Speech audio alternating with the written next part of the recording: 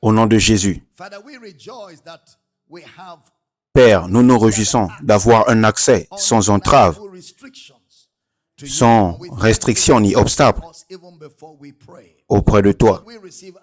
Et nous te remercions parce que nous entendons avant même que nous prions. Ainsi, nous te remercions pour les réponses, nous te remercions pour la connaissance révélée, nous te remercions pour chaque besoin comblé au nom de Jésus. Nous décrétons que ta parole vient avec clarté, que ta parole vient avec précision. Nous reprenons tout ce qui est contraire à la paix de Dieu. Nous déclarons que les corps malades sont guéris au nom de Jésus. Merci Seigneur parce que ta parole vient avec clarté. Nous sommes édifiés, nous sommes équipés, nous sommes affermés. Les mentalités sont corrigées, les pensées sont corrigées. Nous renversons les raisonnements.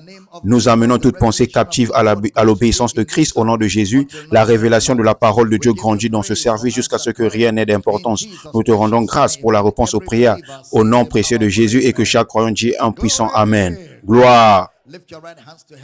Levez vos mains droites vers le ciel, relâchons notre foi ensemble en disant ces paroles.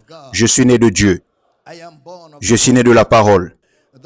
La parole de Dieu est ma nature. Je ne lutte pas pour pratiquer la parole. Je pratique la parole naturellement. Ainsi aujourd'hui, je comprendrai la parole de sa grâce. Je serai édifié. À la fin de ce service, je ne serai plus le même, plus jamais le même encore. Au nom de Jésus, et que chaque croyant dise en puissant Amen. Gloire. Sommes-nous enthousiastes à l'idée de communier les uns les autres? Aidez-moi, marchez vers 2, 3, 4 personnes. Dites-leur, tu seras béni parce que je suis venu. Saluez quelqu'un, dites-lui, tu seras béni parce que je suis venu. Gloire à Dieu, tu seras béni parce que je suis venu. Oh, gloire, gloire, gloire, gloire, gloire. Oh, gloire, gloire, gloire, gloire, gloire. Oh, gloire, gloire, gloire, gloire, gloire, gloire. Gloire, gloire, gloire, gloire, gloire. Gloire, gloire, gloire, gloire. Offrez au Seigneur la plus grande célébration dans ce bâtiment. Gloire à Dieu. Amen. Prenez votre stylo, votre cahier, votre Bible. Vous pouvez vous asseoir avec votre personne si intelligente. Nous voulons souhaiter la bienvenue à tous ceux qui sont connectés à ce service par le biais de Kingdom Life Network, à toute notre communauté des réseaux sociaux, frères et sœurs en ligne. Quelle joie et quel honneur de vous avoir tous connectés à ce service. Faites-moi une faveur comme vous l'avez toujours fait. Assurez-vous de partager la vidéo. Assurez-vous également de vous abonner à notre chaîne YouTube Ebel Damina Ministries International et veillez aussi interagir tout au long du service. C'est important car cela aide davantage des personnes à voir ce que nous faisons et cela aide davantage de personnes à parvenir à cette connaissance. Et je veux vous remercier de partager. Je veux vous remercier d'aimer la vidéo et je veux vous remercier de veiller à ce qu'elle se répande dans les nations de la terre. Nous voulons souhaiter la bienvenue à l'audience de la radio dans l'état d'Akwa Ibom, partout où vous entendez le son de ma voix par la radio. Nous sommes heureux de vous avoir comme membre de notre famille d'église et nous sommes ravis de savoir que vous grandissez et apprenez Christ avec nous continuellement.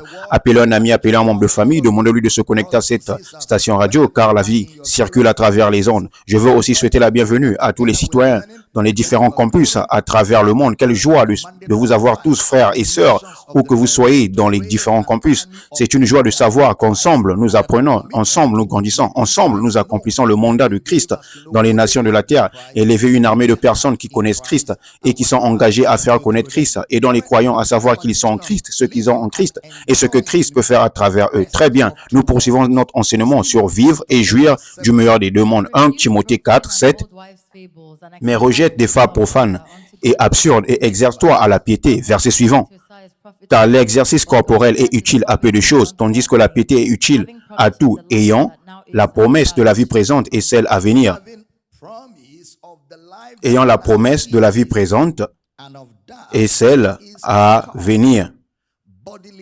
L'exercice corporel profite peu, insignifiant. D'accord? Mais la piété est utile à tout, ayant la promesse de cette vie et celle qui est à venir. Maintenant, nous avons aussi commencé à considérer le fait que, en tant qu'enfant de Dieu, vous avez été bénis de toutes les bénédictions spirituelles. Toutes les bénédictions spirituelles, ou mieux encore, vous avez été bénis des bénédictions de l'Esprit. Nous avons pris le temps d'établir que l'œuvre de Christ dans sa mort, son ensevelissement et sa résurrection, la preuve de cela dans la vie du croyant, c'est l'Esprit. Il vous a donné l'Esprit comme preuve de sa résurrection, comme preuve de ce qu'il a accompli. Et vous êtes bénéficiaire de son sacrifice rédempteur. Il y a quelques jours, nous avons dit que la preuve de tout, c'est le sceau de l'Esprit. Que quelqu'un crie, « Je suis en esprit. Je suis dans l'Esprit. » Maintenant, dites-le très fort. Paul dit que nous ne sommes pas dans la chair, mais dans l'Esprit. Très bien. Donc, nous sommes dans l'Esprit et nous marchons dans la chair, c'est-à-dire que nous vivons dans le monde physique. Nous ne nous déplaçons pas. Nous sommes dans les deux mondes. Nous sommes dans le physique et en même temps, nous sommes dans le spirituel. Nous sommes dans le physique et en même temps, nous sommes dans l'immatériel. Ainsi, nous vivons dans deux mondes et nous avons le meilleur de ces deux mondes. Et la piété est pertinente aussi bien dans cette vie que dans celle qui est à venir. Nous avons dit que le mot piété est le mot grec eusebia. Eusebia signifie notre vision de Dieu, notre approche de Dieu. Eusebia. Ainsi, nous allons encore examiner ces deux mots. L'Évangile selon Matthieu, chapitre 16. Mais maintenant, avant d'aller à Matthieu 16, comment Paul appelle-t-il la mort?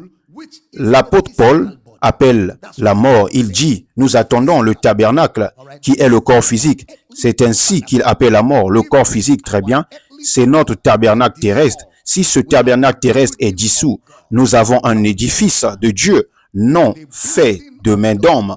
Nous avons un édifice d'homme non fait de main d'homme, d'accord? C'est-à-dire, nous n'allons pas quelque part, d'accord? Dans notre relation et notre marche chrétienne, nous n'allons pas quelque part. Il n'y a nulle part où nous allons, d'accord? Parce que cette théologie, selon laquelle nous allons quelque part, ne peut pas être étayée par les textes de l'Écriture. Ce que nous appelons la mort, c'est un changement du corps physique. La mortalité revêtira l'immortalité, la corruption revêtira l'incorruptibilité. Regardons cela, lisons une partie de 2 Corinthiens chapitre 5, verset 1. Lisez pour moi.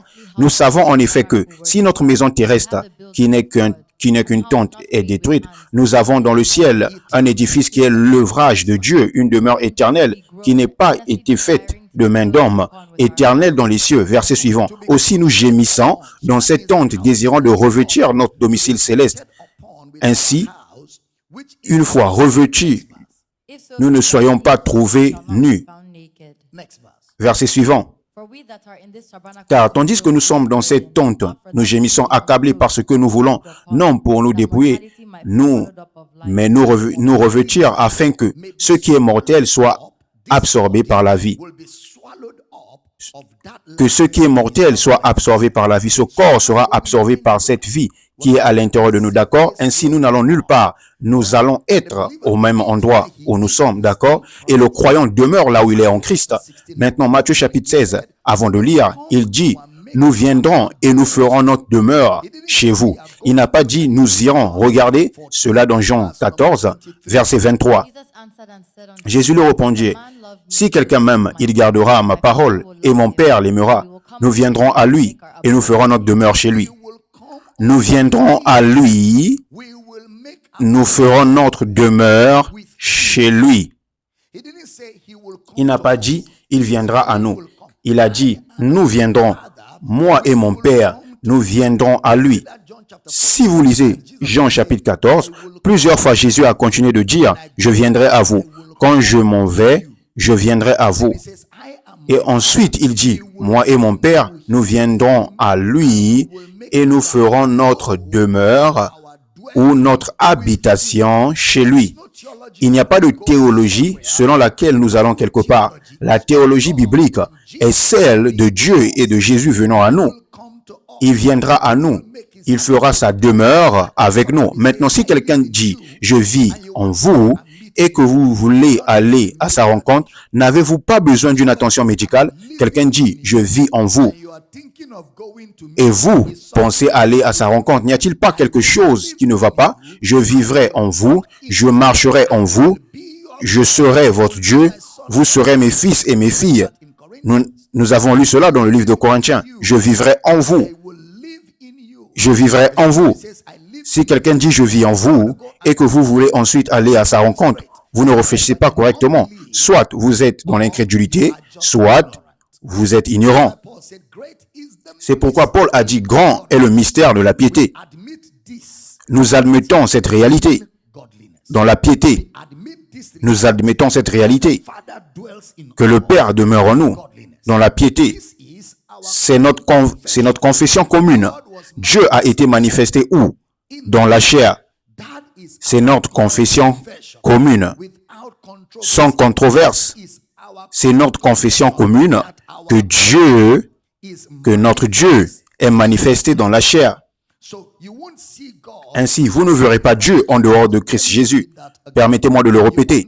Vous ne verrez pas Dieu en dehors de Christ Jésus. Laissez-moi vous poser quelques questions. Êtes-vous en Christ? Que l'auditoire à la radio entende vos réponses. Êtes-vous en Christ? Christ est-il en vous? Oui. Alors, où est le ciel? Le ciel est-il un lieu, un emplacement géographique? Ou le ciel est-il en Christ? Hein? Donc, vous n'allez pas au ciel. Le ciel vient à vous. Sommes-nous allés au ciel? Ou le ciel est-il venu à nous? Hein? Devons-nous mourir pour être au ciel? Hein? Hein? Où sommes-nous en ce moment? Nous sommes au ciel. Qu'est-ce qui amène un homme au ciel? Écoutez attentivement. Qu'est-ce qui amène un homme au ciel? Écoutez attentivement. Qu'est-ce qui amène un homme au ciel? Hein? Rien. Qu'est-ce qui amène le ciel à un homme? Christ. Permettez-moi de répéter la question. Qu'est-ce qui amène un homme au ciel? Rien. Qu'est-ce qui amène le ciel à un homme? Christ. Très bien. Vous n'y allez pas. Il vient à vous. Comment le ciel vient-il à nous? L'esprit de vérité. L'esprit de vérité. Maintenant, Matthieu chapitre 16, verset 19. Lisez pour moi. Je te donnerai les clés du royaume des cieux. Ce que tu lieras sur la terre sera lié dans les cieux. Et ce que tu délieras sur la terre sera délié dans les cieux. Ce que tu lieras sur la terre sera lié dans les cieux. Et ce que tu délieras sur la terre sera délié dans les cieux. Alors, où liez-vous des choses sur la terre? Hein? Hein? Dans le ciel. Où liez-vous des choses dans le ciel? Hein? Sur la terre. Ainsi, vous opérez dans deux mondes. Vous êtes dans le meilleur des deux mondes. Pardonnez le français. Vous fonctionnez dans deux mondes, le ciel et la terre. Vous savez, nous chantons des cantiques. Comme je l'ai dit, nous ne les croyons pas, parce que parfois nous devenons simplement émotionnels et sentimentaux. Après avoir dit, tu as fait descendre le ciel, puis nous devenons émotionnels. Oh, puissons-nous atteindre le ciel à la fin? Lequel choisissez-vous? Est-il venu ou aller vers vous? Où allez-vous? Question. Jésus est-il venu au ciel? Hein? Ainsi, les clés du royaume, tout ce que vous liez sur la terre est lié où? Dans le ciel. Donc, vous fonctionnez dans combien de mondes? Deux mondes. Parce que vous êtes sur la terre et vous êtes aussi où? Au ciel. Alors, nous sommes où? Nous sommes en Christ. Nous sommes où? En Christ. Jean 3, 13. Personne n'est monté au ciel, si ce n'est celui qui est descendu du ciel, le Fils de l'homme qui est dans le ciel. Il est descendu du ciel et il est toujours dans le ciel. Ce qui signifie qu'il est descendu du ciel avec le ciel. Le Fils de l'homme qui est dans le ciel, il est descendu du ciel avec le ciel. Le Fils de l'homme qui est aussi dans le ciel. 1 Timothée chapitre 4, verset 8. Car l'exercice corporel est utile à peu de choses, tandis que la piété est utile à tout, ayant la promesse de la vie présente et celle à venir. Car l'exercice corporel profite peu ou profitent de façon insignifiante, ou profitent de manière passagère, ou profitent de ceux qui ne durent pas. Mais la piété est profitable à tout. Ainsi, notre réponse est profitable. Souvenez-vous, la piété est notre réponse, notre vision de Dieu. Notre réponse à la réalité spirituelle est profitable dans la vie présente et dans celle qui est à venir. Ainsi, nous ne fonctionnons pas dans cette vie par des faits et des ne faits pas. Il dit que les faits et ne faits pas profitent peu, mais la piété est profitable dans la vie présente et dans celle qui est à venir. Ainsi, le croyant est réellement dans la vie éternelle aujourd'hui et pour toujours. Le croyant est dans la vie éternelle aujourd'hui et pour toujours. Donc, nous sommes dans deux mondes. Nous sommes ici et nous sommes là-bas. Ici et là-bas sont avec le croyant. Ici et là-bas sont avec le croyant. Ainsi, nous pouvons fonctionner sur la terre de manière surnaturelle et nous pouvons fonctionner dans le ciel de manière naturelle. Vous n'avez pas entendu cela. Nous pouvons fonctionner sur la terre de manière surnaturelle et nous pouvons fonctionner dans le ciel de manière naturelle, maintenant même. Nous pouvons fonctionner sur la terre de manière surnaturelle et nous pouvons fonctionner dans le ciel de manière naturelle, maintenant même. Nous pouvons fonctionner dans le ciel naturellement, maintenant. 1 Timothée 3, verset 16. Et sans contredire, le mystère de la piété est grand. Dieu a été manifesté en chair, justifié par l'Esprit, vu des anges, et prêché aux nations crues dans le monde, élevé dans la gloire. Grand est le mystère de la piété. Le mot mystère est le mot mysterion, M-U-S-T-E-R-I-O-N, qui signifie révélation ou ce qui a besoin d'explication. Ainsi, il dit, grand est le mystère de la piété, c'est-à-dire que la piété que nous avons comme doctrine se manifeste dans notre réponse. Prêtez attention. Grand est le mystère de la piété. Il dit que Dieu a été manifesté. Grand est le mystère de la piété. Il dit, Dieu a été manifesté. Le mot phanéro, Dieu a été manifesté.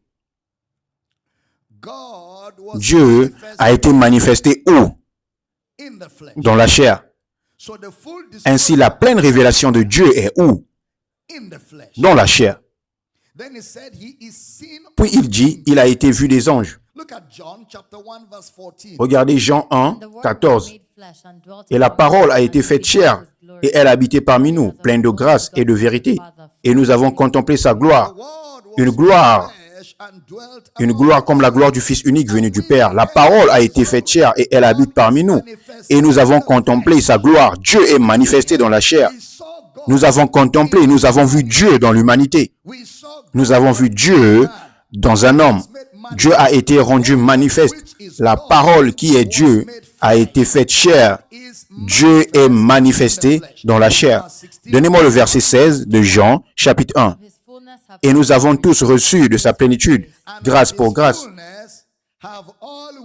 Et nous avons reçu de sa plénitude, grâce pour grâce, parce qu'il parle de la manifestation de Dieu dans la chair. La vérité est que, malgré cela, l'état d'esprit de beaucoup au sujet de Dieu demeure encore dans l'Ancien Testament.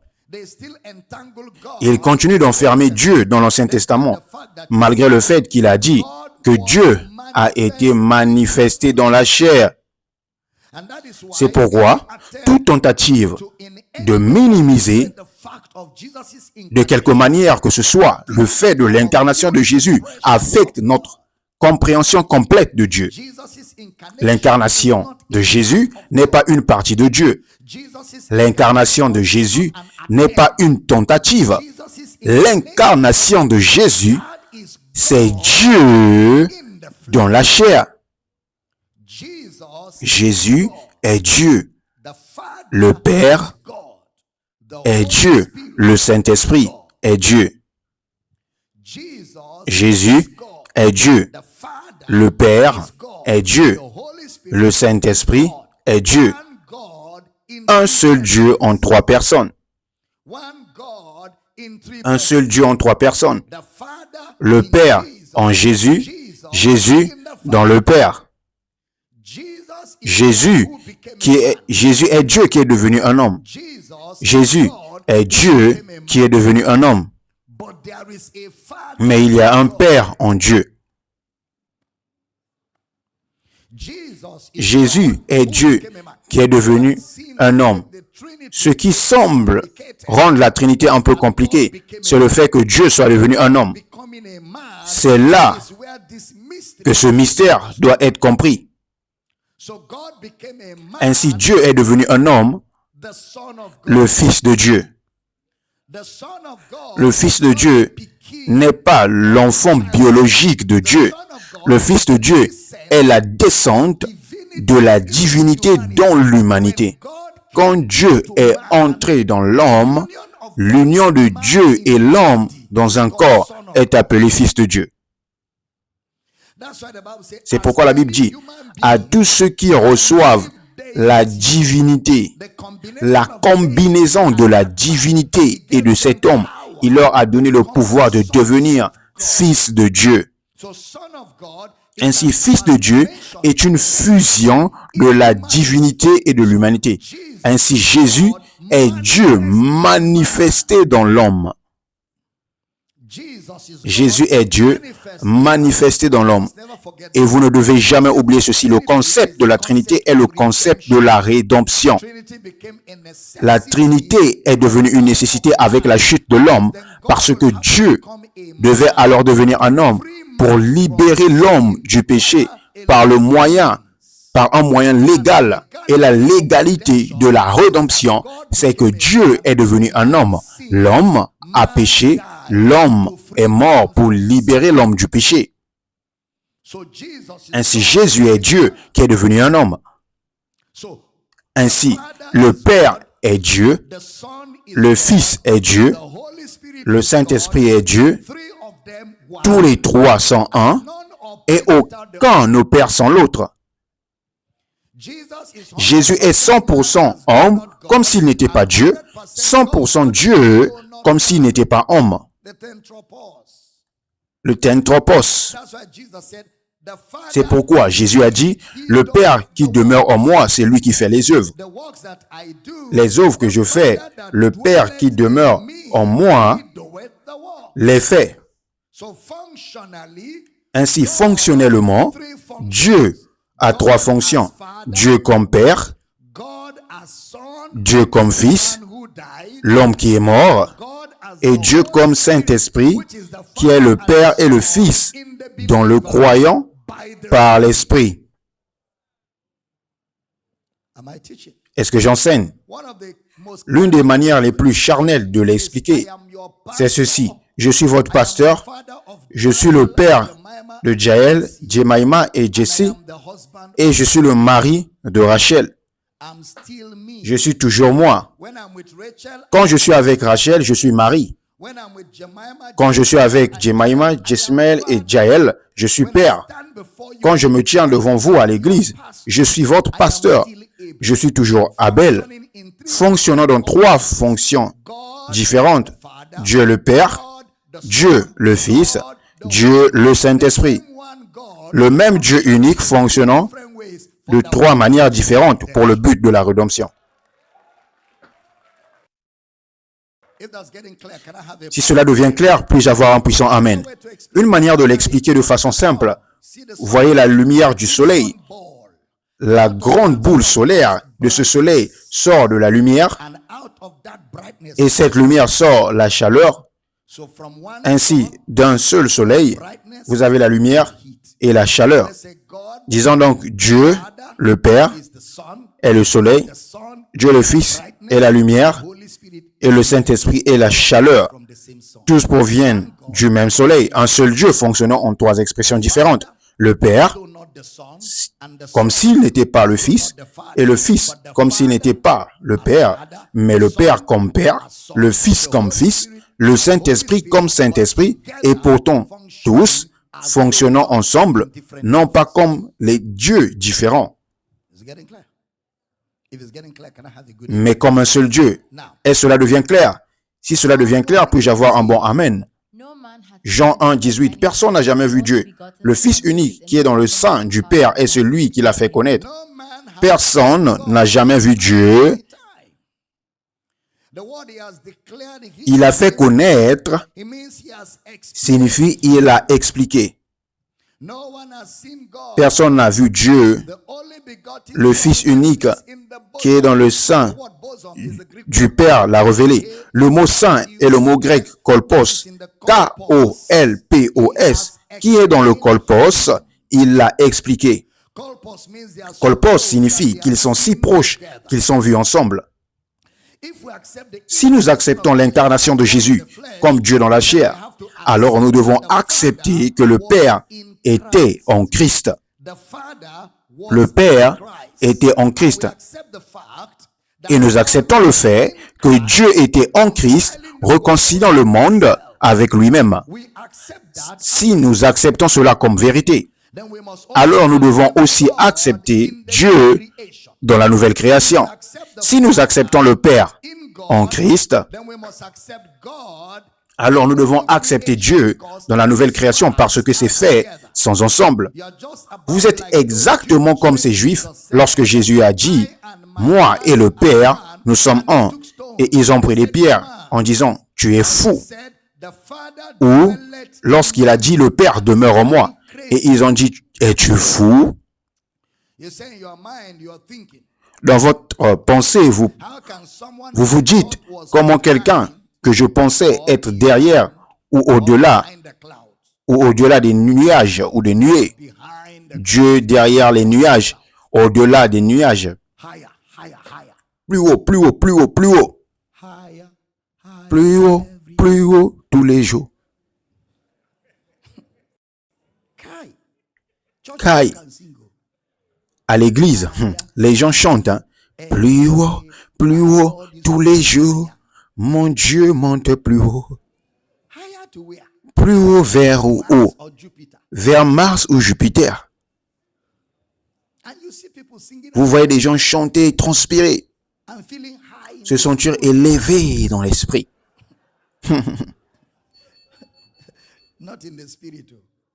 Pas en esprit. Oh.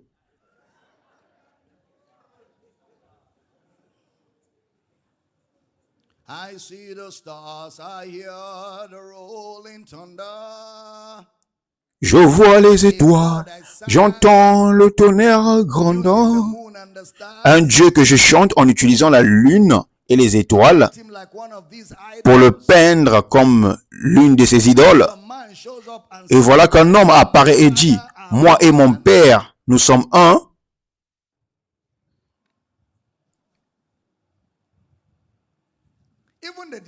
Même les disciples pensaient qu'il était fou.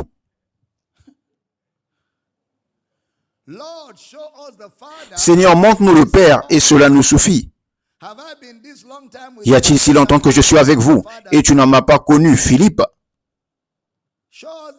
Montre-nous le Père. Je suis le Père. Ne dis pas cela.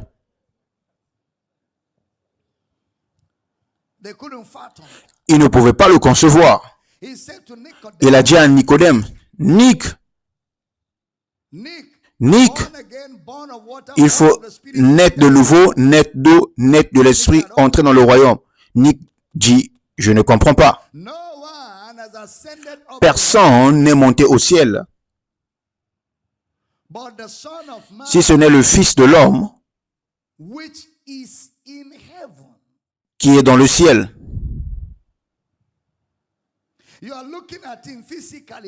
Vous le regardez physiquement et il vous dit, je suis au ciel.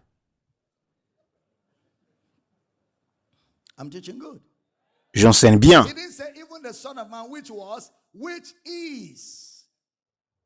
Il n'a pas dit le Fils de l'homme qui était, mais qui est. Jean 3, 13. Mettez-le à l'écran.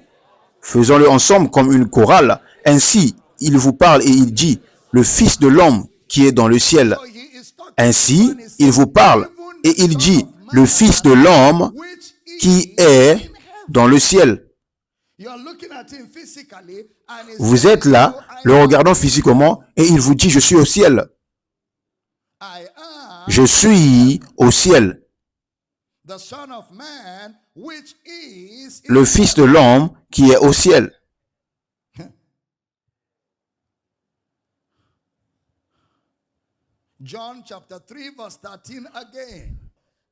Jean 3, 13 encore. Et personne n'est monté au ciel, dont personne n'y part. Nous allons pas, nous ne montons pas. Il a ramené le ciel vers nous. Il a ramené le ciel ici. Quelqu'un dit ce que Jésus disait, ce qu'il était dans deux endroits. Mais au moment où il parlait, il était là.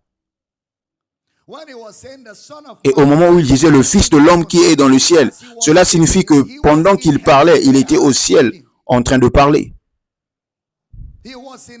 Il était au ciel en train de parler. Prêtez attention.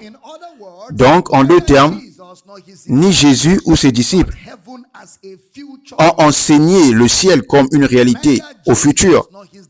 Ni Jésus ou ses disciples ont enseigné le ciel comme une réalité au futur.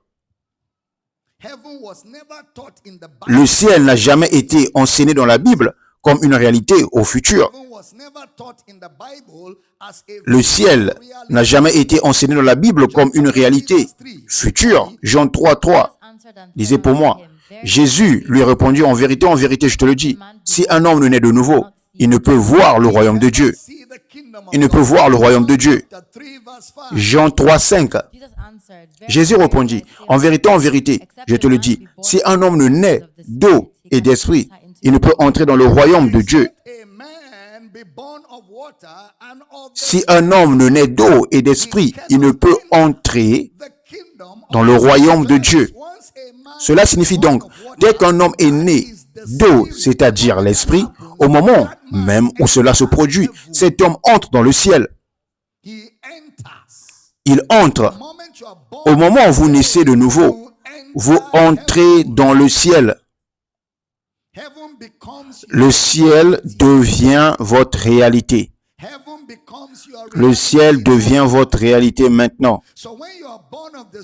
Quand vous êtes né de l'Esprit de Dieu, vous entrez dans le royaume de Dieu. Dites avec moi, tous très fort, je suis dans le royaume de Dieu maintenant. Dites-le encore. Ainsi, le ciel n'a jamais été une promesse pour les croyants. Le ciel n'a jamais été une promesse pour les croyants. Parce que le ciel est une réalité pour les croyants. Ce qui est votre réalité ne peut pas être votre promesse. Le ciel est la réalité du croyant maintenant. J'ai écrit un livre là-dessus, n'est-ce pas? La réalité du croyant maintenant, n'est-ce pas? J'ai un livre comme cela. Le ciel, la réalité du croyant maintenant. Le ciel n'a jamais été une promesse. Il n'y existe aucun enseignement de ce genre dans la Bible. Le ciel n'a jamais été une promesse pour les croyants. Lisez Luc 10, 20. Cependant, ne vous réjouissez pas de ce que les esprits vous sont soumis, mais réjouissez-vous de ce que vos noms sont écrits dans les cieux. Vos noms sont écrits où? Réjouissez-vous de ce que vos noms sont écrits dans les cieux. Ce n'était jamais une réalité future. Il n'a pas dit « Réjouissez-vous parce que vos noms seront écrits ». Il a dit « Réjouissez-vous parce que vos noms sont écrits ». Jésus, par exemple, nous a dit, lorsqu'il était sur terre, le Père était en lui et le Père agissait en lui. Et il a dit constamment, ainsi, lorsqu'il parlait d'aller au Père, il ne parlait pas de présence. Je vais à mon Père ne signifie pas que le Père n'était pas présent. Il parlait d'une activité. Je vais vous préparer une place et lorsque je vous aurai préparé une place, je reviendrai et je vous prendrai avec moi afin que là où je suis, vous y soyez aussi. Et aujourd'hui, vous êtes là où il est. Vous n'allez pas aller là où il est. Vous êtes là où il est maintenant. Ainsi, de la même manière que sur la croix, il a dit, mon Dieu, pourquoi m'as-tu abandonné? Puis il a dit, en tes mains, je remets mon esprit. Vous suivez cela? Mon Dieu, pourquoi m'as-tu abandonné? Puis il a dit, en tes mains, je remets mon esprit. Ainsi, lorsque Jésus était sur terre, où était le Père? En lui. Ainsi, lorsque Jésus est ressuscité des morts, où nous a-t-il dit que le Père serait? Le Père serait en nous. Ainsi, pouvons-nous appeler le ciel un monde immatériel? Répondez-moi. Les auditeurs de la radio doivent entendre votre voix.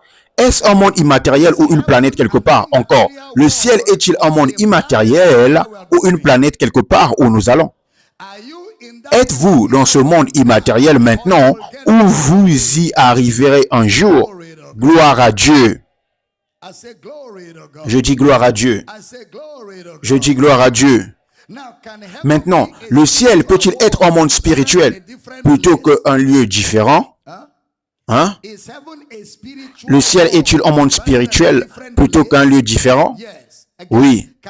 Encore, pouvons-nous dire que le ciel est un monde non matériel plutôt qu'une autre planète en dehors de la terre? Parce que lorsque Jésus est venu, il a dit, le royaume de Dieu est où? Il a dit, le royaume est arrivé. Lorsqu'il dit le royaume de Dieu est proche, ce qu'il veut dire, c'est que le royaume de Dieu est arrivé. D'accord? Luc 17, 20.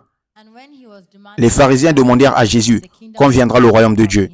Il leur répondit, le royaume de Dieu ne vient pas de manière à frapper des regards. Attendez, vous allez lire le prochain verset. Les pharisiens et les sadducéens cherchaient le royaume. Quand est le royaume? Quand est le ciel? Jésus a dit, ce n'est pas une planète. On ne peut pas voir le royaume avec des yeux physiques. Ce n'est pas un lieu dans le ciel, ni au-dessus du ciel, ni quelque part dans l'espace. Le royaume ne vient pas par observation. Regardez, revenez à Luc 17. Lisez maintenant le verset 21 pour moi. On ne dira point, il est ici, il est là, car le royaume de Dieu est au milieu de vous. Car le ciel est au milieu de vous. Le ciel est au milieu de vous. Il n'est pas quelque part dans un lieu.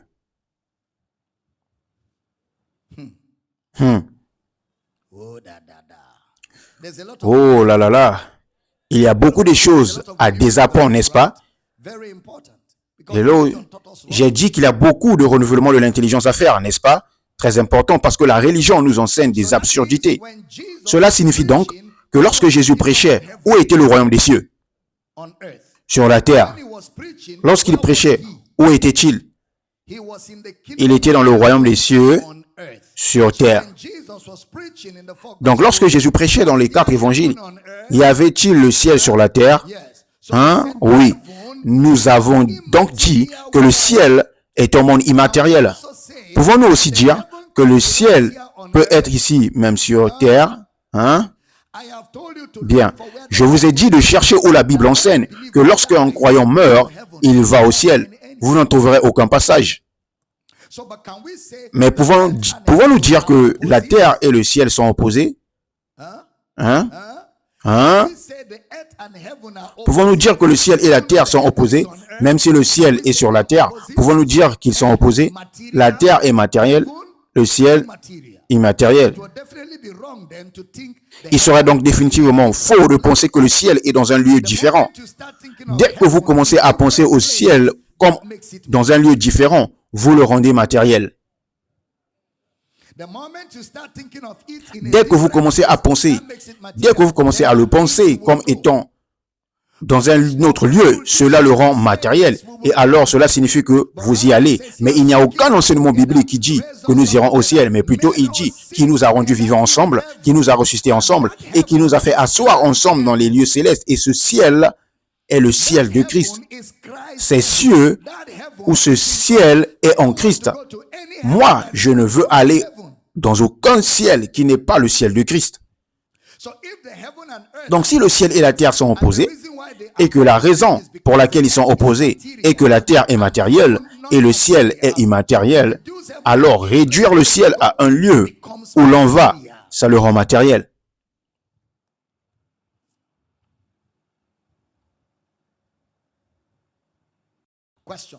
Question. Gloire à Dieu. Êtes-vous en train d'apprendre? Des êtres non matériels ou des activités non terrestres peuvent-ils avoir lieu sur la terre?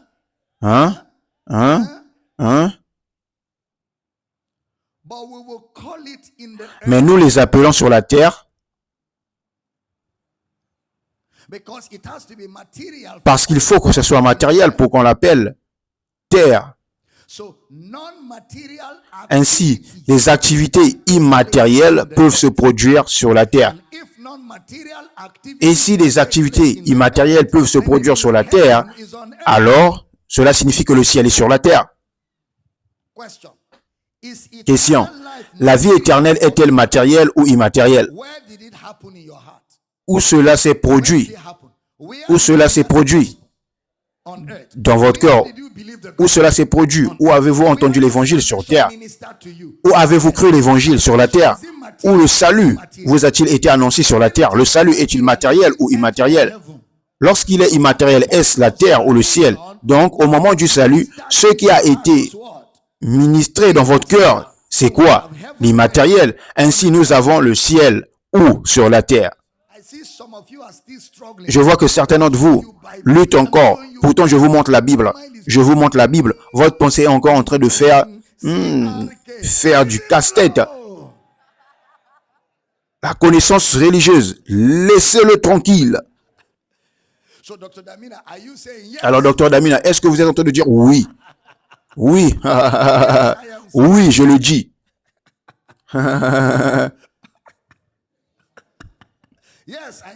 Oui, je le dis. Qui va là? Qui est là? Oui.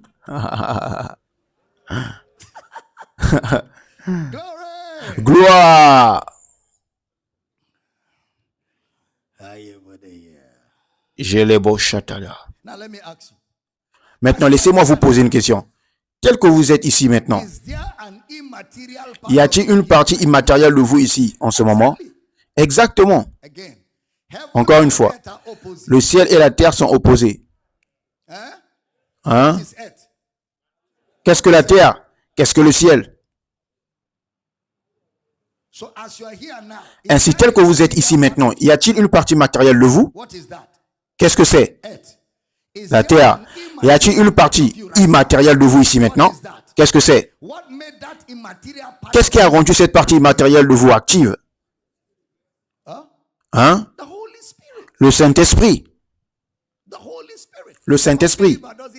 L'incroyant ne l'a pas, il est mort.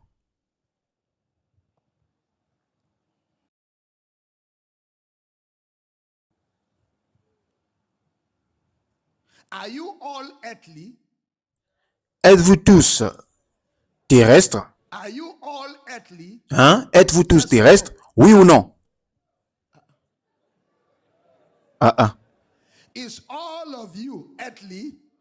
Est-ce tout de vous terrestre?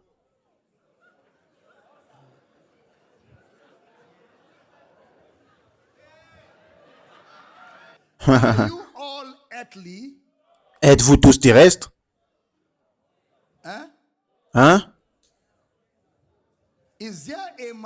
Y a-t-il une partie matérielle de vous ici? Oui. Y a-t-il une partie immatérielle de vous ici? Qu'est-ce qui est immatériel? Qu'est-ce qui est matériel?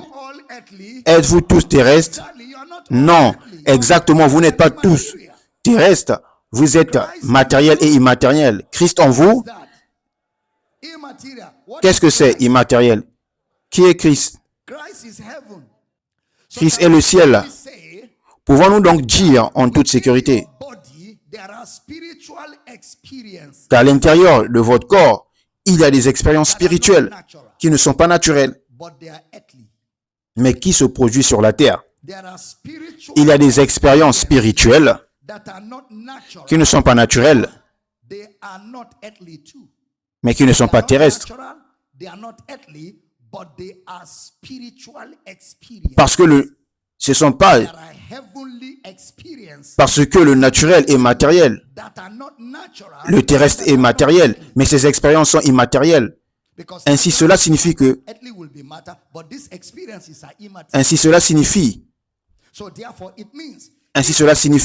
que si l'esprit d'un homme peut demeurer dans son corps, les activités spirituelles peuvent avoir lieu sur la terre et ne pas être terrestres.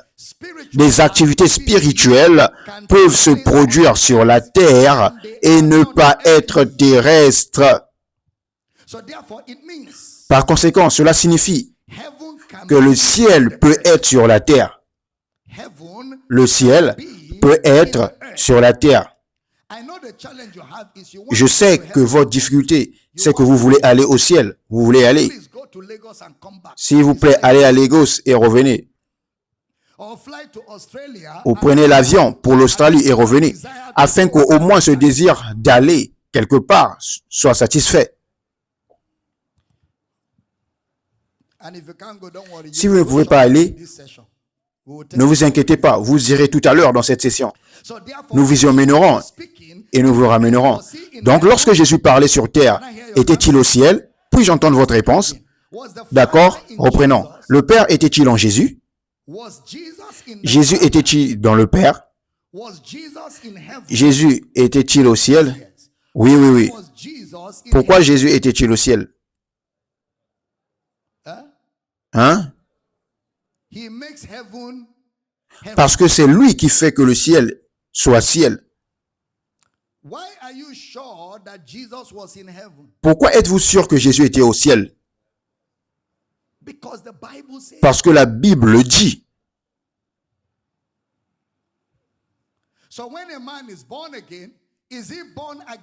Donc, lorsqu'un homme est né de nouveau, est-il né de nouveau dans le royaume de Dieu?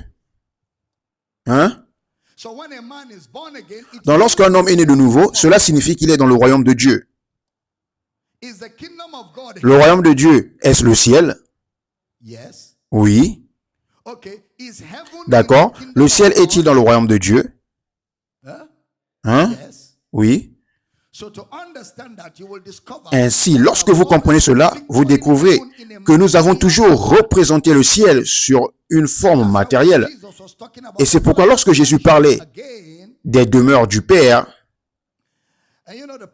le problème est que nous avons lu le Nouveau Testament avec les lunettes de l'Ancien Testament. Les gens pensaient qu'il parlait d'un départ. Alors que même les temps du verbe, la phrase, le texte, ne pointent jamais vers un départ hors de cette terre. Mais d'une manière ou d'une autre, vous ressentez simplement, dans la maison de mon Père, il y a plusieurs demeures. Dans la maison de mon Père, il y a plusieurs demeures là-bas. Dans la maison de mon Père, dans la maison de mon Père, il y a plusieurs demeures là. Dans la maison de mon Père, je suis courageux, heureux, heureux, heureux nous serons, alléluia, heureux, heureux nous serons, alléluia, heureux, heureux, heureux nous serons dans la maison de mon Père, là-haut, là-haut où? Jésus n'a jamais dit, dans la maison de mon Père, il y a plusieurs demeures là-haut. Nous avons ajouté là-haut à la Bible. Nous avons lu nos pensées et nos fantasmes dans la Bible. Il a simplement dit dans la maison de mon Père. Il ne parlait pas d'une construction. Mais dans la maison de mon Père, Oikia, dans la maison de la famille de mon Père, du ménage ou du foyer de mon Père, il y a plusieurs monnaies, des lieux d'habitation. Dans le naturel, les demeures ou les palais ne se trouvent pas dans une maison. Donc, il ne parlait pas de ce que vous pensez. Il enseignait des réalités bibliques.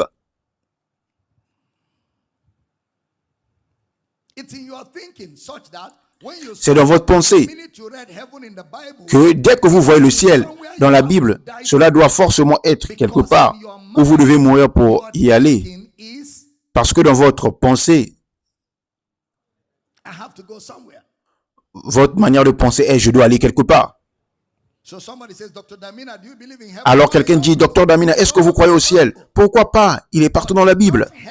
Mais pas le ciel, pas un ciel au-dessus. Nous croyons tous au ciel. La seule chose que je fais ici, c'est de vous aider à identifier l'emplacement.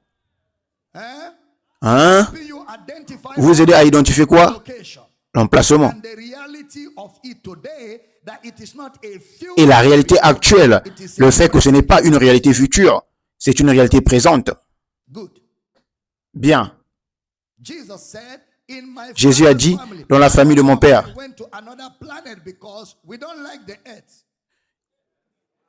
et toute notre pensée allait vers une autre planète parce que nous n'aimons pas la terre.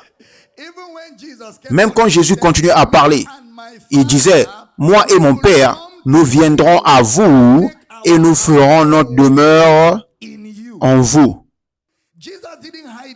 Jésus ne l'a pas caché. Il a dit, attendez, si vous lisez Jean 14, il ne cessait de dire, je viendrai à vous. Je ne vous laisserai pas orphelin, je viendrai à vous. C'est lui qui vient. Il n'a jamais dit, vous viendrez à moi. Il n'a jamais dit, vous irez quelque part. Il n'a cessé de dire, je viendrai. Puis au verset 23 de Jean 14, il dit, mon Père et moi, nous viendrons à vous et nous ferons notre demeure. C'est-à-dire, vous serez notre lieu d'habitation pour toujours. Et le jour où il est ressuscité d'entre les morts, il a fait de vous sa demeure. Maintenant, il vit en vous pour toujours. Comment peut-il vivre en vous pour toujours alors que vous pensez aller quelque part?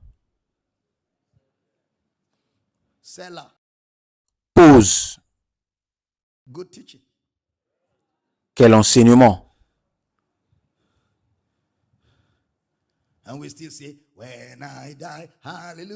Et pourtant, nous disons encore, quand je mourrai, alléluia, un beau jour, je m'envolerai vers où? Êtes-vous un sorcier ou une sorcière? Je m'envolerai, ô gloire, je m'envolerai. Lorsque je mourrai, un beau jour, je m'envolerai. Un beau jour, je m'envolerai. Un matin, adieu. Je m'envolerai.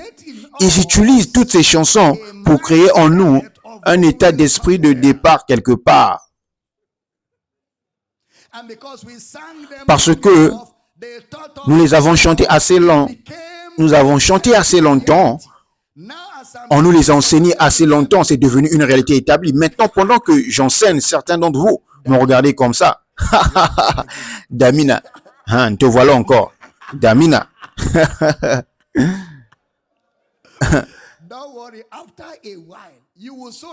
Ne vous inquiétez pas. Après un moment, vous allez tellement m'aimer. Vous allez me remercier et me donner de l'argent. Vous allez me remercier et me donner de l'argent. Parce que la seule chose que vous pouvez me donner, c'est de l'argent. Jésus m'a donné le reste. Parce que ces réalités vont résonner. Et vous les verrez clairement dans les Écritures. Question. Pouvons-nous avoir le ciel sur la terre? Oui. Quand un homme est né de nouveau, est-il au ciel? Oui. Donc, un homme est né de nouveau dans le royaume de Dieu. Est-ce le ciel? Oui.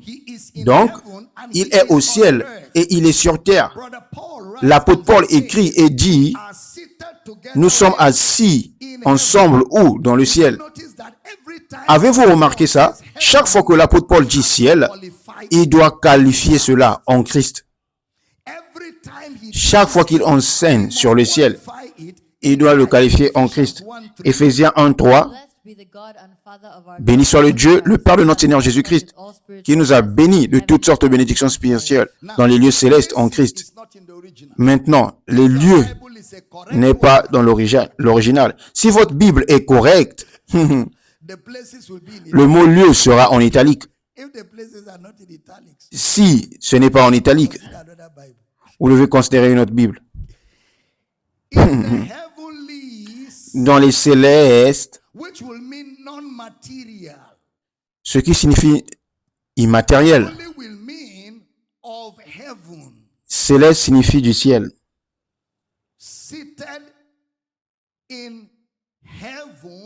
Assis dans le ciel en Christ. Regardez la même chose appliquée ailleurs, Éphésiens 2, 5 à 6. Nous qui étions morts par nos offenses, il nous a rendu la vie avec Christ. C'est par la grâce que vous êtes sauvés. Verset suivant. Il nous a ressuscités ensemble et nous a fait asseoir ensemble dans les lieux célestes en Jésus-Christ. L'avez-vous vu encore dans les célestes? Le mot lieu n'est pas toujours là dans l'original. Dans les célestes en Christ. Remarquez où il place le mot Christ. Dans le ciel en Christ. Il n'a pas dit en Christ dans le ciel. Quand il dit dans le ciel en Christ, il ne parle pas d'un lieu, il parle d'une personne. S'il avait dit en Christ dans le ciel, cela aurait pu positionner, d'accord? Jésus est au ciel en ce moment, donc nous sommes identifiés avec lui. Nous sommes assis dans les célestes. Donc, question, sommes-nous identifiés à lui? Question, où sommes-nous censés localiser le ciel? En Christ. Éphésiens 2, allons-y. Éphésiens 2, 6, allons-y. 1, 2, 3, tout le monde. Il nous a ressuscités ensemble. Il nous a ressuscités ensemble. Si j'ai dit la bonne chose, dites positif. Il nous a ressuscités ensemble. Il nous a fait asseoir ensemble dans les célestes. Qui nous a ressuscités? Qui nous a fait asseoir?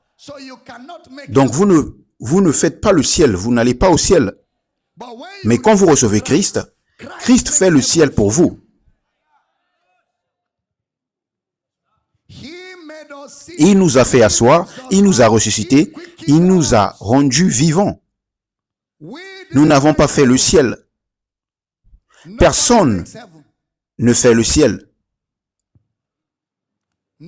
Personne ne peut arriver au ciel. Ma prière pour vous, c'est d'arriver au ciel. C'est une fraude. Personne ne peut arriver au ciel. C'est Christ qui fait du ciel notre réalité. Il nous a fait asseoir. Celle-ci est énorme dans le monde religieux. La religion organisée ne saura pas quoi faire de cela. S'ils avaient dit en Christ, dans le ciel, cela aurait pu être positionnel, comme je l'ai dit. Donc la question est, le ciel est-il en Christ? Hein? Est-ce que le ciel biblique est en Christ? Quel ciel? Le ciel de la Bible. Est-ce le ciel de la Bible en Christ? Êtes-vous en Christ? Donc êtes-vous au ciel? Le ciel où? En Christ. Christ où? Sur la terre. Le ciel en Christ sur la terre. Maintenant, écoutez, quel est le dénominateur commun du ciel sur la terre? Prêtez attention. Dans le ciel, en Christ, remarquez ce qui a été formé de la terre. Pour le premier Adam, c'était son corps. Son corps a été formé de la terre. Quand il dit « tu es poussière et tu retourneras à la poussière », il parlait de son corps. Ainsi, quand vous lisez 1 Corinthiens 15, il parle de la résurrection physique. Chaque fois qu'il mentionne le premier Adam, le dernier Adam, il parlait de la résurrection du corps. N'utilisez pas ce passage pour autre chose, parce que dès qu'un homme est né de Dieu, il est né au ciel. Maintenant, quel est l'esprit de cette vérité? L'esprit de cette réalité est dans le croyant. L'esprit de Dieu dans le croyant rend le ciel pour le croyant une réalité maintenant. L'esprit de Dieu dans le croyant rend le ciel dans le croyant une réalité maintenant. En d'autres termes, la réalité de tout ce que Jésus a dit se trouve dans l'esprit. La réalité de ce que Jésus a dit se trouve dans l'esprit. Quelle est la réalité du ciel? La tangibilité du ciel est dans l'esprit. La tangibilité du ciel est dans l'esprit. La réalité du ciel est dans l'esprit.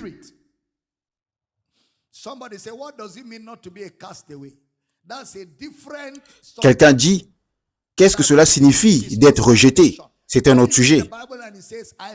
C'est un autre sujet, ce n'est pas le salut. Quand vous lisez la Bible et qu'elle dit, je traite durement mon corps, de peur qu'après avoir prêché aux autres, je sois moi-même rejeté. Il parle du ministère. Être rejeté de la récompense, pas être rejeté du ciel. Vous êtes déjà là, vous ne pouvez pas être rejeté. De même qu'un homme ne peut pas retourner dans le sein de sa mère et sortir un babouin. Une fois que vous êtes au ciel, vous êtes au ciel. Rejeté dans 1 Corinthiens chapitre 9 parle de la récompense du service. Il y a des gens dont les motivations ne sont pas justes.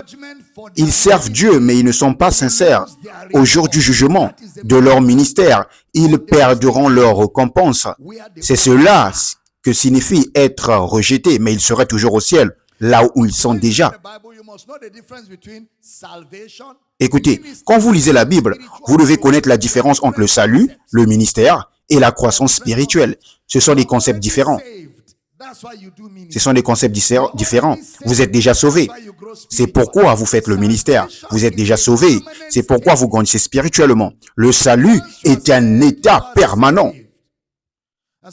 Une fois que vous êtes sauvé, vous êtes sauvé. Quelqu'un m'a dit, mais Paul a parlé d'être sauvé, d'être en train d'être sauvé et devrait être sauvé. Oui. J'ai enseigné ça dans Soteria combien? Soteria 3. Vous êtes sauvé. Vous êtes en train d'être sauvé. Dans votre intelligence, le renouvellement de l'intelligence, vous serez sauvé. La résurrection du corps. Vous êtes déjà sauvé. Vous êtes au ciel maintenant.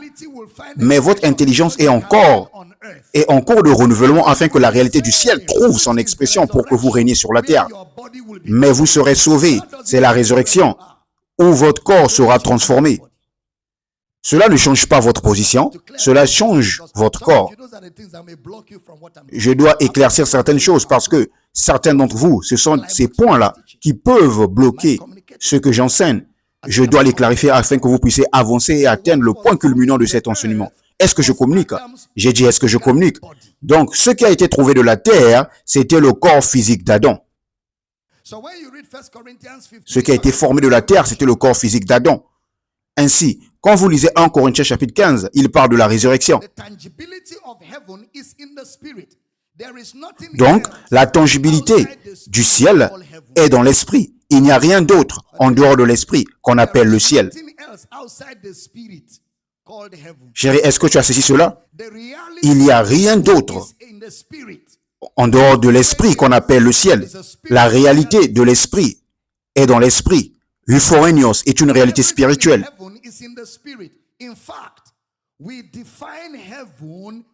Tout ce qui est au ciel est dans l'esprit. En fait, nous définissons le ciel dans l'esprit.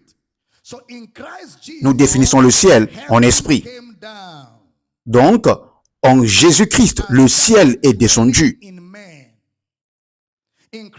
et a commencé à demeurer dans les hommes. En Jésus-Christ, le ciel est descendu et a commencé à demeurer dans les hommes. Jésus a dit, moi et mon Père, nous viendrons et nous ferons notre demeure en vous. Jésus n'a jamais parlé de vous allant vers Dieu. Il a toujours parlé de Dieu entrant. Nous ne devons jamais manquer cette vérité fondamentale. Il s'agissait toujours de sa venue en nous. Il s'agissait toujours de lui et le Père venant en nous. Il s'agissait toujours de sa venue en nous. Allez à Apocalypse 1.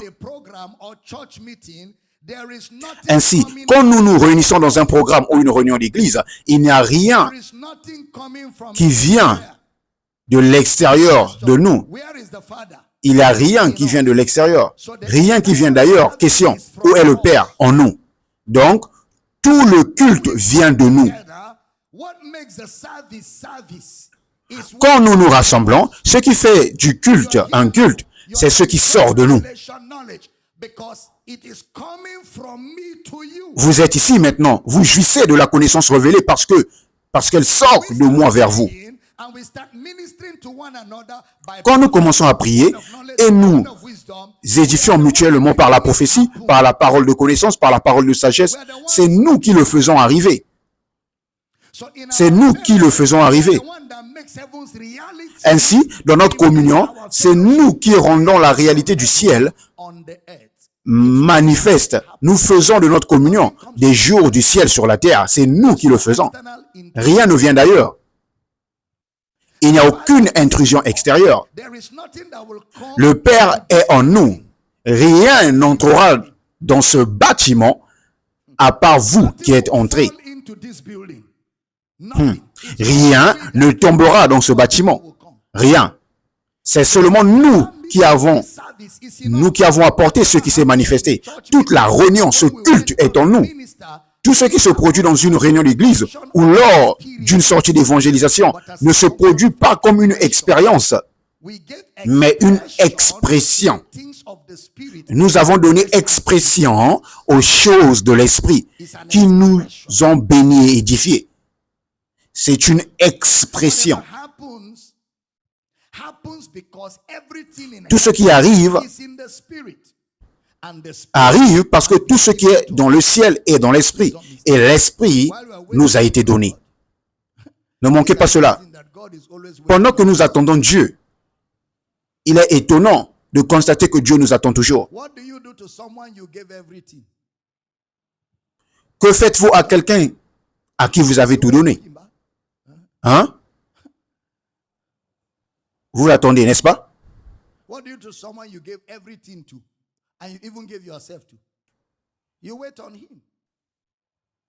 Que faites-vous à quelqu'un à qui vous avez tout donné, à qui vous vous êtes même donné vous-même? Vous l'attendez. Vous l'attendez pour qu'il découvre. Vous l'attendez pour qu'il marche dans cette réalité. Il nous a tout donné. Il nous attend pour que nous marchions dans cette réalité. Vous vous souvenez encore de Colossiens 2:9, mettons-le, car en lui habite corporellement toute la plénitude de la divinité. Toute la plénitude. Paul insiste pour que vous compreniez, pour que vous vous souveniez que tout est déjà la plénitude. La plénitude, c'est le tout.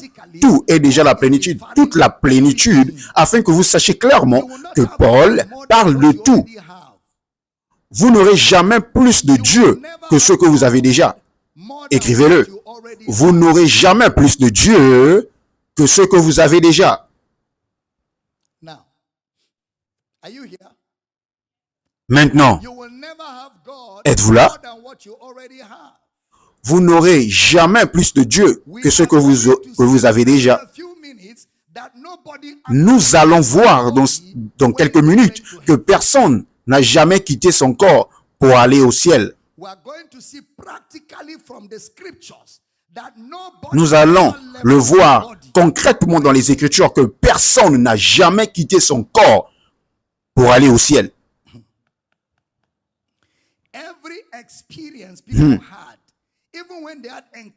Toutes les expériences que les gens ont eues, même leurs rencontres avec Jésus, se sont produites dans leur corps.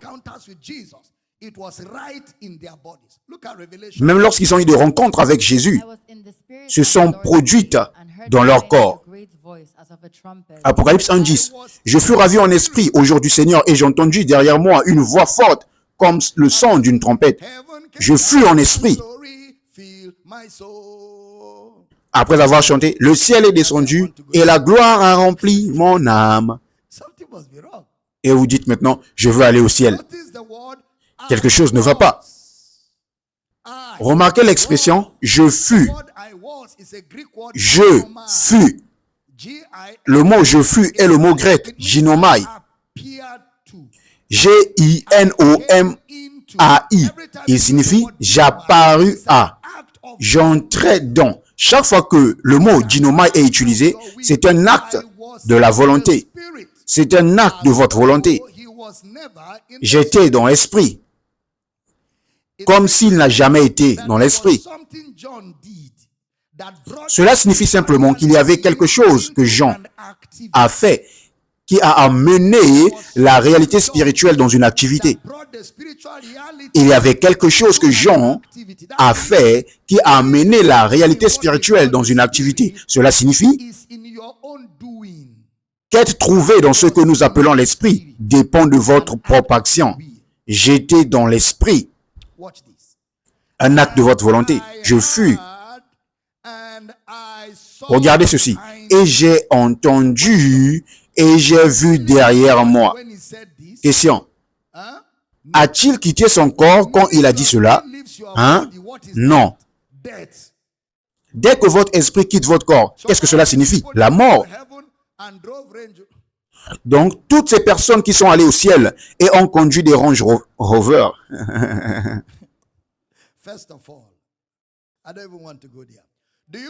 Premièrement, je ne veux même pas entrer là-dedans. Savez-vous que beaucoup de ces visions du ciel que les gens ont sont le résultat d'une programmation faite dans leur intelligence qui s'est ensuite manifestée dans leur subconscient? C'est pourquoi certaines choses qu'ils ont vues ne se trouvent pas dans la Bible. Certaines choses qu'ils ont vues ne peuvent pas être étayées par la Bible. La Bible est le livre de la pratique chrétienne. Elle est le garde-fou et l'équilibre pour tout ce qui concerne Dieu. Dès que vous dites « oublions la Bible », l'Esprit peut vous conduire dans des expériences qui ne sont pas dans la Bible. Vous êtes entré dans le spiritisme.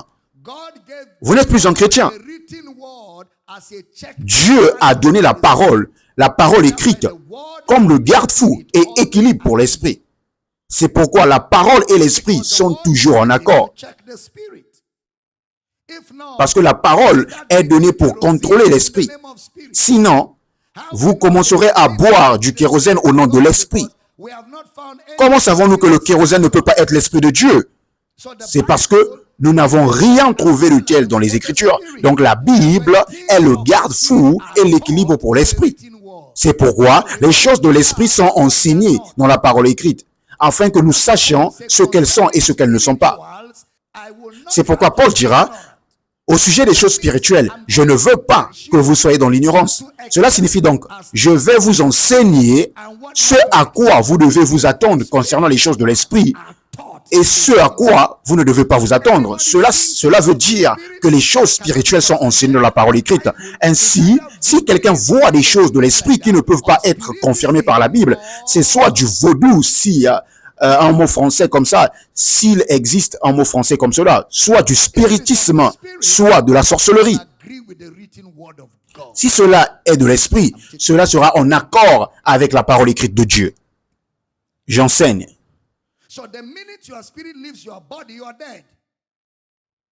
Donc, dès que votre esprit quitte votre corps, vous êtes mort. Ainsi, toutes ces personnes qui sont allées et revenues, la plupart de leurs expériences se sont produites dans leur corps. Sauf pour les personnes qui sont réellement mortes. Et combien d'entre vous observent ceci? Chérie, toutes les personnes qui sont mortes dans la Bible sont revenues, sans rien dire. Quand je vous enseigne la Bible, répondez-moi correctement. Quand Lazare est revenu après 4 jours, qu'a-t-il dit? Quand Jésus est mort après 3 jours, qu'est-ce qu'il est revenu dire?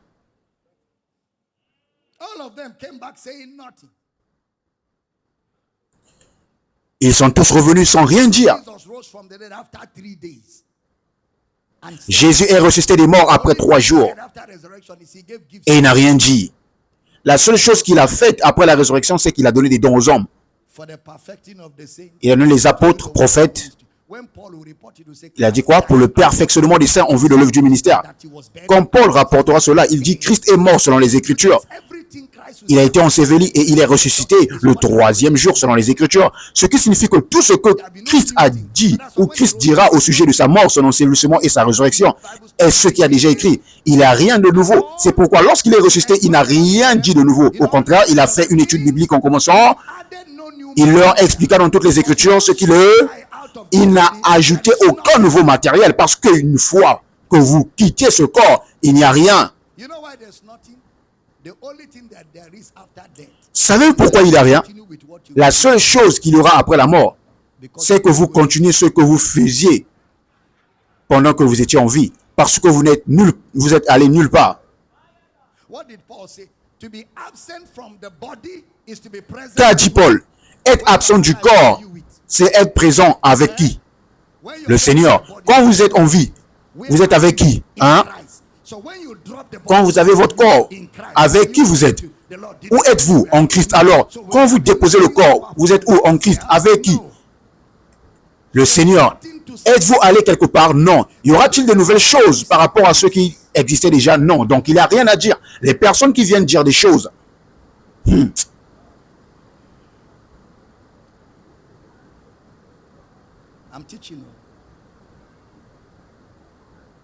j'enseigne.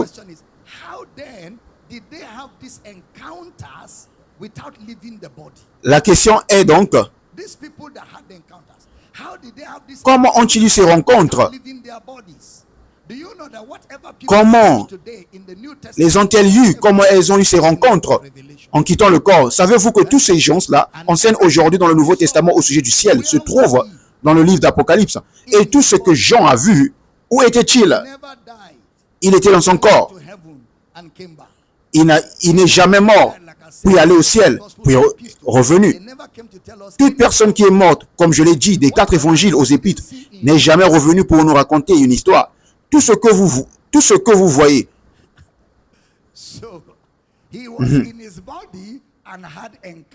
Donc, il était dans son corps et il a eu des expériences.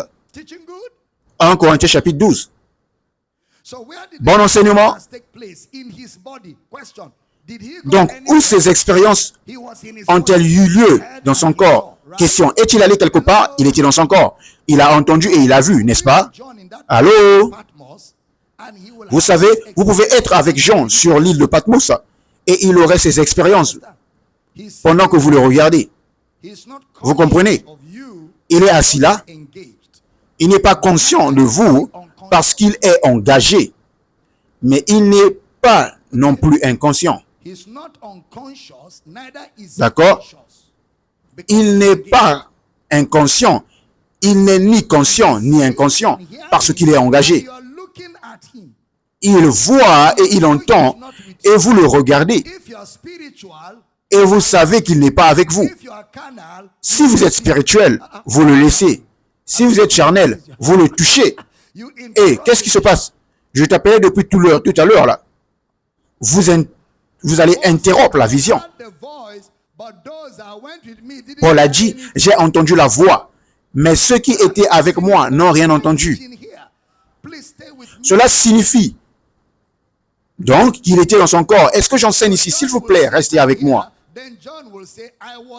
Ainsi Jean voit et entend, puis Jean dira, j'étais au ciel. Et vous direz, quoi? Quel ciel? Nous sommes tous ici. Parce que dans votre intelligence, le ciel est un endroit où il faut aller. Vous savez, vous pouvez être avec quelqu'un maintenant. Et cette personne peut avoir des expériences avec des réalités spirituelles et vous la regardez simplement. Et elle n'est pas morte. Donc ne pensez jamais qu'il vous faut mourir pour voir le ciel. C'est une pensée futile et ce n'est pas biblique. Ainsi, nous avons le ciel ici et nous pouvons avoir des expériences célestes en ce lieu. Parce que la piété est utile. Et c'est quoi la piété? Notre réponse à la révélation de Dieu est profitable. Ainsi, quand nous répondons, nous avons un profit aujourd'hui et nous avons un profit après. 2 Corinthiens chapitre 12. Verset 1, lisez pour moi. Il n'est pas avantageux pour moi de me glorifier. Je viendrai néanmoins aux visions et aux révélations du Seigneur. Paul dit, j'en viendrai aux visions et aux révélations du Seigneur. Le mot vision est un mot grec qui implique voir à l'intérieur. Voir à l'intérieur. Il est utilisé pour le surnaturel. Les visions dont il en est question impliquent une apparition qu'il pouvait voir et des révélations du Seigneur.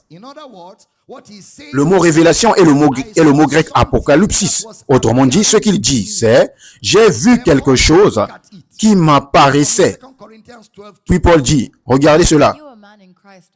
Lisez pour moi 2 Corinthiens 12, 2. Je connais un homme en Christ qui fut, il y a 14 ans, ravi jusqu'au 3e ciel. Si cela fut dans son corps ou hors du corps, je ne sais. Dieu le sait. un tel homme fut enlevé jusqu'au 3e ciel. Verset 3. Et je sais que cet homme, si ce fut dans son corps ou hors du corps, je ne sais. Dieu le sait. Très bien, maintenant. Cela est un peu troublant parce que, comment Paul peut-il dire, s'il était dans le corps ou hors du corps, je ne sais. Mais regardez ce qu'il dit ensuite. Il dit, j'ai été enlevé. Lisez le verset 4. Il fut enlevé dans le paradis et entendu des paroles ineffables qu'il n'est pas permis à un homme d'exprimer. Il a été enlevé dans le paradis. Le mot enlevé est une réalité, une description d'une expérience. C'est le mot grec harpazo. H-A-R-P-A-Z-O. Cela signifie être saisi, être emporté, être saisi d'un coup, être pris, être saisi. Paul a dit cela comme une comparaison, soit dans le corps, soit hors du corps, je ne sais. C'est une expérience passée, je n'aurai pas le temps de l'expliquer maintenant, mais c'était une expérience au passé. Il faisait un compte rendu, mais il dit, j'ai été saisi, ou j'ai saisi le paradis. Cela signifie s'emparer de quelque chose. Ainsi, Paul n'a pas quitté son corps, il était bien dans son corps, mais il a été saisi dans une réalité. Quelque chose lui est arrivé. Et tout ce qui lui est arrivé s'est produit là même dans son corps. Vous savez, Jésus, dans Matthieu 17, était avec Pierre, Jacques et Jean sur la montagne de la transfiguration. Et soudainement, ils ont vu Élie et Moïse. Mais ils étaient dans leur corps lorsqu'ils ont vu cela. N'est-ce pas? Allô? J'ai dit qu'ils étaient dans leur corps quand ils ont vu. Il dit, ils ont entendu une voix venant du ciel. D'où venait cette voix? Elle venait de l'endroit même où il se trouvait. De l'endroit même où il se trouvait. Une voix venant du ciel. Alors, où était le ciel? Il était là même sur la terre. Ainsi, quand il dit ciel, il parle ou il parlait du monde non matériel, immatériel. Tout comme Jean, il a entendu la voix venant du ciel, disant, celui-ci est mon fils bien-aimé. Durant le baptême, Jean ne dit pas qu'une voix est descendue de l'extérieur de la nuée. Non, il a entendu depuis la terre, là où il se trouvait, parce que le ciel était là même où ils étaient. Ainsi, lorsque Paul a dit « j'ai été enlevé », il voulait dire « je me suis saisi du paradis et j'ai entendu des paroles ineffables ». Nous n'allons nulle part pour voir les choses de l'esprit. Nous restons là où nous sommes et nos yeux s'ouvrent au monde spirituel. Est-ce que j'enseigne? Est-ce que j'enseigne? Nous avons les réalités parce que les réalités sont ici. L'homme né de Dieu est rempli d'expérience. Pardonnez-moi de clôturer avec ceci. Acte 7, 55 à 56. Mais Étienne, rempli du Saint-Esprit, fixa les regards vers le ciel et vit la gloire de Dieu. Et Jésus debout à la droite de Dieu. Verset suivant. Et il dit, voici je vois le ciel ouvert et le Fils de l'homme debout à la droite de Dieu. Il a dit, voici je vois le ciel ouvert. Est-il allé quelque part? Hein? Étienne, est-il allé quelque part? Ainsi, là où il se tenait, il a vu le ciel ouvert. Parce que le ciel était là même où il se trouvait. Il a vu le Fils de l'homme debout à la droite de Dieu. Parlait-il d'un espace géographique ou d'une expérience spirituelle? D'une expérience spirituelle. Il a levé ses yeux. D'où, depuis son esprit, avec ses yeux, il a regardé dans son esprit. Il a vu. Et vous pouvez voir que là où vous êtes, ainsi, pour qu'il voie le ciel ouvert, cela signifie qu'il était dans le ciel. Et cet endroit même. Et il a vu Jésus. Gloire à Dieu. Il a vu Jésus. Il a vu Jésus. Alléluia. Dites avec moi, mes yeux peuvent voir. Mes oreilles peuvent entendre. Dites, ce sont mes réalités. Dans l'esprit. Dites, j'entends par l'esprit. Je vois par l'esprit. Maintenant, levez-vous et tournez-vous vers votre voisin et dites, voisin,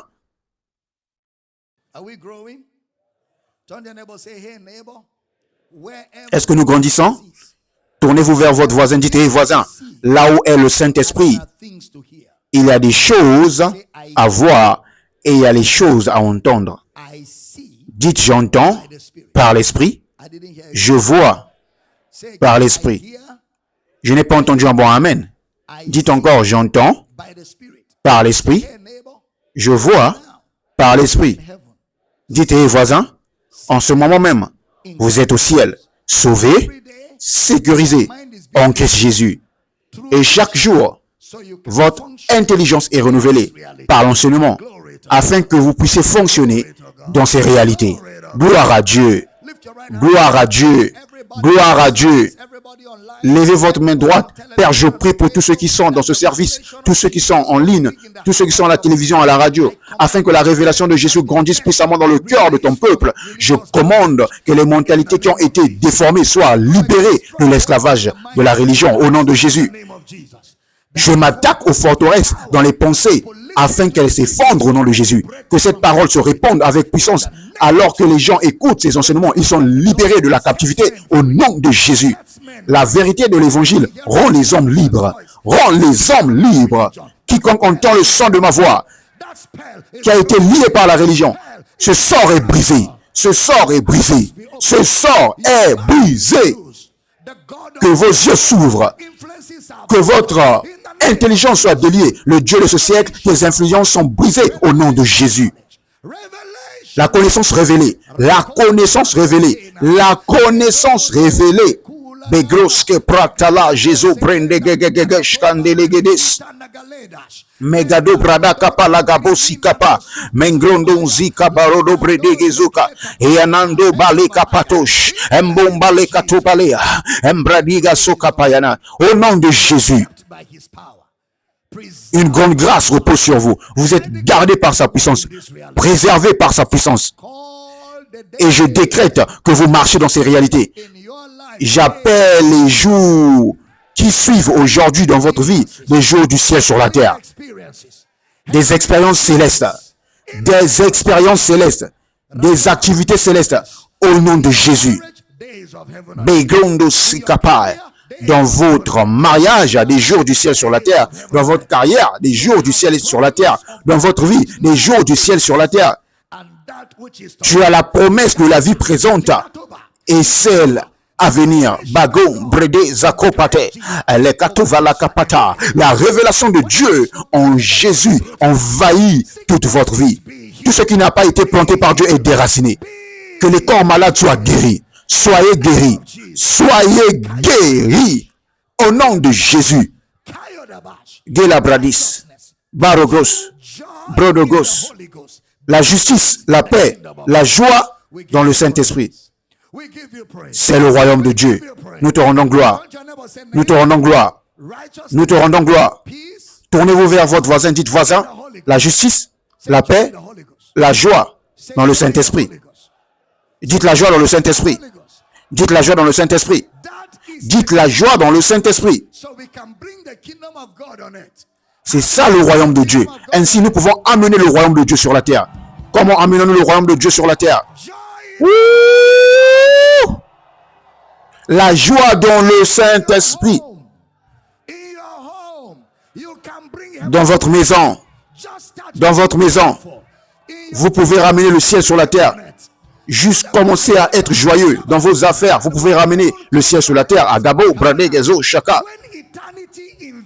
Et quand le ciel vient sur la terre, quand l'éternité envahit la terre, la matière n'a plus d'importance. À qui je parle dans ce lieu? Tournez-vous vers votre voisin. Dites voisin, quand l'éternité envahit la matière n'a plus d'importance. Dites face à l'éternité, la maladie fond, l'opposition fond, les défis fondent, les impossibilités fondent. Dites juste à l'intérieur de vous, l'éternité habite. Faites-la sortir avec la joie, avec la joie, avec la joie. Et gloire. Vous puiserez de l'eau avec joie. Vous puiserez de l'eau avec joie aux sources du salut. Vous vous réjouissez dans la gloire. Vous vous réjouissez. Que les saints se réjouissent dans la gloire. Que les saints se réjouissent dans la gloire.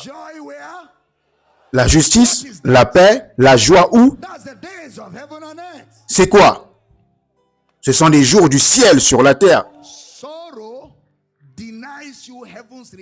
La tristesse vous prive de la réalité du ciel. Vous avez entendu cela? Les querelles, l'amertume vous prive de la réalité du ciel. Plus vous demeurez dans les querelles, plus vous demeurez dans l'amertume, plus vous vous éloignez de la réalité du ciel.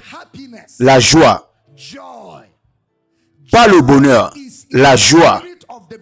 La joie est dans l'esprit du croyant. Le fruit de l'esprit, c'est l'amour, la joie. Et cette joie n'est pas motivée par les choses matérielles. Cette joie est motivée par la vision de Dieu que vous avez en Christ, la piété. La piété avec contentement est une grande source de gain. Gloire à Dieu. Laissez-moi vous donner encore 30 secondes. Réjouissez-vous simplement. Réjouissez-vous simplement. Réjouissez-vous, réjouissez-vous encore. J'ai dit réjouissez-vous. Gloire. Réjouissez-vous, réjouissez-vous, réjouissez-vous, réjouissez-vous. Réjouissez-vous, réjouissez-vous, réjouissez-vous, réjouissez-vous. Réjouissez-vous, réjouissez-vous, réjouissez-vous, réjouissez-vous, réjouissez-vous. Réjouissez-vous, réjouissez-vous, réjouissez-vous, réjouissez-vous. Rejoice not that the demons obeyed you, but rather rejoice. Ne vous réjouissez pas parce que les démons vous ont entendu, vous ont obéi, mais réjouissez-vous plutôt. Mais réjouissez-vous plutôt parce que vos noms sont écrits dans les cieux. Gloire.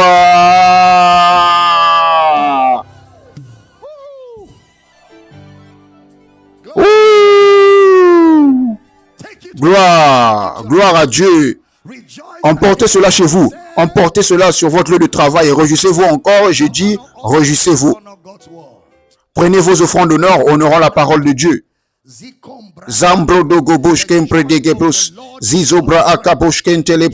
La joie de l'Éternel est votre force.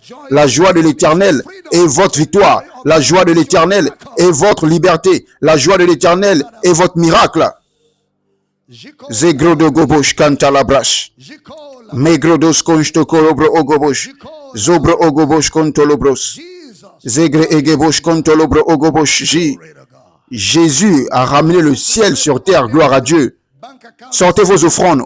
Auditeur radio, le compte bancaire pour envoyer vos offrandes est Power City International. Si vous voulez soutenir ce que nous faisons dans le monde entier, FCMB 29 82 68 20 28 29 82 68 20 28 Zenith Bank 10 23 65 91 10 12 36 59 et 12. En ligne, les coordonnées bancaires défilent. Souvenez-vous que quelqu'un a donné afin que vous puissiez entendre. Si vous nous donnez davantage de personnes entendront l'évangile. Les gens seront libérés de l'esclavage religieux et de tout ce que la religion a fait aux gens. Nous devons vraiment entendre et tendre notre voix plus fort que jamais. Et merci de donner pour soutenir l'œuvre de sa grâce. Très bien. Tous les autres, levez vos offrandes. Père, nous nous réjouissons. Nous donnons avec joie. Nos offrandes sont une bonne odeur devant toi. Merci pour le privilège de l'adoration, le privilège de l'apprentissage, de la croissance et le privilège de connaître nos réalités. Alors que nous donnons, chaque besoin est surnaturellement pourvu au nom de Jésus. Merci pour la bénédiction aujourd'hui. Au nom de Jésus, nous prions et que chaque croyant dise un puissant Amen. Gloire. Je dis gloire. Les paniers d'offrandes sont juste ici devant. Lancez la musique. Faisons-le pendant que nous adorons Jésus, le roi ressuscité. Gloire à Dieu.